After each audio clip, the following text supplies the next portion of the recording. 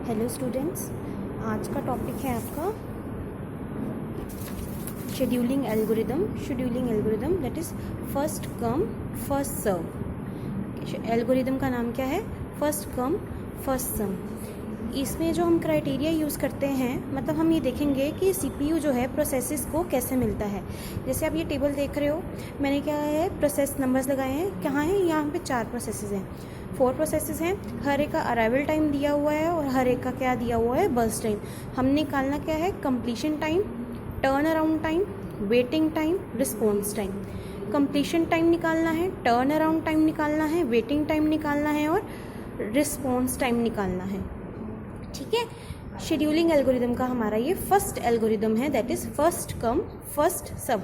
मतलब जो प्रोसेस पहले आएगा उसको हम पहले डील करेंगे। जैसे अराइवल टाइम मतलब आया, मतलब प्रोसेस जैसे P1 का अराइवल टाइम क्या है? 0 सेकेंड पे आया, P2 1 सेकेंड पे आया, P3 5 सेकेंड पे आया, P4 6 सेकेंड पे आया। बर्स्ट टाइम क्या है?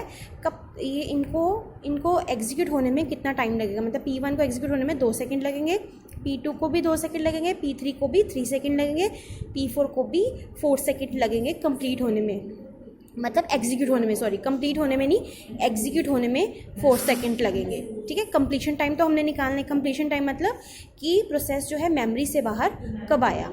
ठीक है, प्रोसेस जो है मेमोरी से बाहर कब आया। टर्न अराउंड टाइम मैंने आपको उस दिन बताया था, कल के लेक्चर में बताया था। टर्न अराउंड टाइम होता है कि जो टर्न अराउंड टाइम मतलब शुरू से लेके एंड तक, जब प्रोसेस जब प्रोसेस रनिंग स्टेट से लेके टर्मिनेशन तक, मतलब जब तक वो ख़त्म नहीं हो जाता, उसका टर्न अराउंड टाइम वो होता है। वेटिंग टाइम उसको सीपीयू के लिए कब तक वेट करना पड़ा। रिस्पॉन्स टाइम उसको सीपीयू पहली बार कब मिला। ये सारे क्राइटेरियाज मैं आपको कल करवा चुकी हूँ, आज हमने इसको प्रैक्टिकली परफॉर्म करना है। सो देखो हम कैसे करते हैं, हम गैन चार्ट बनाते हैं। देखो इस तरह से हम गैन चार्ट बनाएंगे। गैन चार्ट क्या होता है? प्रोसेस बाय प्रोसेस मैं उनके जो टाइम्स हैं उनको कैलकुलेट करूँगी। सपोज सबसे पहले अरे हम 0 से स्टार्ट करते हैं। सबसे पहले 0 से स्टार्ट करते हैं। 0 पे सबसे पहले प्रोसेस कौन सा आया? P1। ठीक है, मैंने P1 लिख दिया। अब P1 का देखो बर्स्ट टाइम क्या है? अब P1 का बर्स्ट टाइम क्या है? P1 का बर्स्ट टाइम क्या है? 2 सेकेंड। ठीक है, मतलब P1 का बर्स्ट टाइम क्या है? 2 सेकेंड। तो मैंने ये 2 सेकेंड लगा दिए। ओके, अब उसके बाद 2 सेकेंड हो गए, मतलब 2 सेकेंड कंप्लीट हो गए। अब ये देखो P2 है 2 सेकेंड हो गए हैं, P1 को कंप्लीट होने में 2 सेकेंड हो गए। मैंने आपको पहले बताया है ये जो फर्स्ट कम फर्स्ट सर्व होता है वो नॉन प्रीएम्प्टिव होता है। फर्स्ट कम फर्स्ट सर्व जो होता है वो नॉन प्रीएम्प्टिव होता है। नॉन प्रीएम्प्टिव मतलब कि जब तक प्रोसेस का एग्जीक्यूशन ख़त्म नहीं होता उससे सीपीयू हम वापस नहीं ले सकते। ये नॉन प्रीएम्प्टिव होता है। जब तक प्रोसेस का जो भी काम है वो ख़त्म नहीं होता तब तक हम उसे सीपीयू वापस नहीं लेते। ठीक है, प्रोसेस सबसे पहले 0 सेकेंड पे प्रोसेस P1 आया। P1 कब तक एग्जीक्यूट हुआ? उसका बर्स्ट टाइम क्या है? 2 सेकेंड। ठीक है, अब 2 सेकेंड कंप्लीट हो गए हैं, बट देखो P2 जो है 1 सेकेंड पे रेडी क्यू में आ चुका है। ठीक है, P1 जो है फर्स्ट सेकेंड में ही रेडी क्यू में आ चुका है। ठीक है, मतलब 1 सेकेंड बीत गया, सेकेंड जो है सेकेंड चल रहा है। अब P2 एंटर करेगा, P2 एंटर कर चुका है। अब P2 का जो बर्स्ट टाइम है क्या है? That is 2 seconds. P2 का भी बर्स्ट टाइम क्या है? 2 सेकेंड्स। मतलब 2 में 2 प्लस करो, क्या आ जाएगा? 4 सेकेंड। ठीक है, अब P3 जो है, अब देखो P3 जो है 5th सेकेंड में एंटर करा है। P3 जो है 5th सेकेंड पर, अभी तो 4 सेकेंड ही हुए हैं, 5th सेकेंड हुए ना, तो 1 सेकेंड के लिए जो CPU है that will be remain idle. 1 second के लिए जो CPU है आइडल रहेगा, क्योंकि P3 जो है वो हमारे पास आया था 5th सेकेंड में। ठीक है, अब 5th सेकेंड में P3 एंटर कर चुका है, रेडी उनको CPU मिल चुका है, तो जो P3 है उसका बर्स्ट टाइम क्या होगा? 3 सेकेंड। 5 + 3 that is 8। P3 का जो बर्स्ट टाइम, P3 कब कंप्लीट हुआ? 8 सेकेंड में। समझ आ रही है ना? फिर नेक्स्ट देखो P4। अब P4 क्या है? 6 सेकेंड में एंटर कर चुका है, पर हमारे पास जो है 8 सेकेंड चल रहा है। मतलब इसका मतलब P4 जो है वो रेडी क्यू में आ चुका है, अब CPU एलोकेट हो सकता है। ठीक है, मतलब अब आया P4 एंटर कर दिया। P4 ने एंटर कर दिया, उसका बर्स्ट टाइम क्या है? 4, मतलब 8 + 4 = 12। ठीक है। P4 कब ख़त्म हुआ? 12 सेकेंड पे। P4 कब ख़त्म हुआ? 12 सेकेंड पे। दोबारा बताती हूँ। देखो P1 का अराइवल टाइम क्या था? 0 सेकेंड। 0 सेकेंड में P1 एंटर किया, ख़त्म कब हुआ? उसको कितना टाइम चाहिए था? 2 सेकेंड का। 2 सेकेंड, ठीक है, 2 सेकेंड का टाइम चाहिए था, 2 सेकेंड में ख़त्म हुआ। फिर P2 एंटर कर चुका है, क्योंकि P2 का जो अराइवल टाइम है वो 1 सेकेंड है, बट यहाँ पे तो 2 सेकेंड हो चुके हैं, तो इसका मतलब P2 जो है वो एंटर कर चुका है। तो अब P2 एंटर कर चुका है, ठीक है। उसको जो उसका जो एग्जीक्यूशन टाइम है, मतलब बर्स्ट टाइम है, दैट इज़ 2 सेकेंड। तो 2 में 2 प्लस करो तो 4 बन जाता है। 4 सेकेंड में वो कंप्लीट हो जाएगा, ठीक है। क्योंकि P2 को भी कितना टाइम चाहिए? 2 सेकेंड उसको भी एग्जीक्यूट होने में चाहिए ना। यहाँ पे 2 सेकेंड हो चुके हैं, 2 सेकेंड, ये 2 सेकेंड तो P1 के थे। अब उसी में 2 में +2 ऐड करो तो 4 सेकेंड। अब 4th सेकेंड में P3 तो एंटर नहीं करा हुआ, P3 एंटर किस में किया हुआ है? 5th सेकेंड में। अब P3 जो 5th में एंटर किया हुआ है, ठीक है, 5th में एंटर P3 5th में एंटर किया है, मतलब 1 सेकेंड जो P3 है वो 5th में एंटर किया है, पर यहाँ पे क्या कितने हुए हैं अभी? 4 सेकेंड। तो 1 सेकेंड के लिए CPU क्या है? आइडल रहेगा, क्योंकि कोई प्रोसेस ही नहीं है, तो एग्जीक्यूट कौन होगा? 5th सेकेंड में जैसे ही P3 एंटर कर जाता है तो उसको बर्स्ट टाइम क्या हो उसका? 3 सेकेंड का। तो 5 में 3 ऐड करो, कितना हो जाता है? 8। अब 8 सेकेंड हो चुके हैं, पर 6 सेकेंड में हमारा P4 एंटर कर चुका है। P4 एंटर कर चुका है, उसका बर्स्ट टाइम कितना है? 4। 8 में हम 4 ऐड करेंगे, क्या होएगा?